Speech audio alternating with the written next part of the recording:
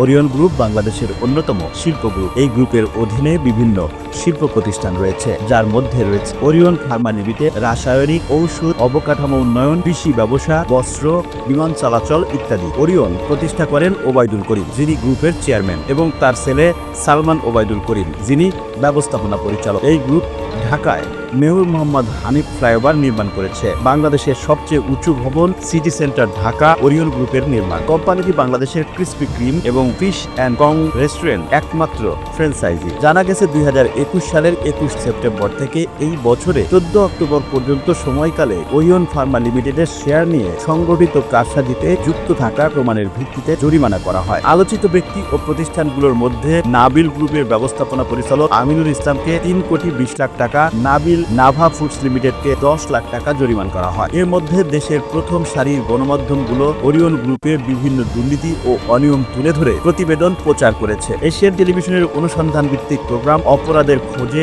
অনুসন্ধানে উঠে এসেছে কিভাবে ওরিয়ন গ্রুপের চেয়ারম্যান ওবায়দুল করিম রাজধানীর পরিবাগে প্রায় 1000 কোটি টাকা মূল্যের 1 একর সরকারি জমি দখল করে রেখেছে। এই সরকারি পরিত্যক্ত জমিটি ওরিয়ন গ্রুপ শুধু দখলই করেনি, কিভাবে এই জমির ভুয়া কাগজপত্র তৈরি করে নিজেরাই মালিক বনে গেছেন তার বিস্তারিত, এবং এই জমির মালিক শাস্তে তারা কোন দপ্তরে কিভাবে কাগজ জালিয়াতি করে ফ্যাসিস্ট আওয়ামী লীগ সরকারের সময় ওরিয়ন গ্রুপের চেয়ারম্যান ওবায়দুল করিম বেপরোয়া হয়ে উঠেছিল, তার বিস্তারিত থাকছে অপরাধের খোঁজের আগামী পর্বে।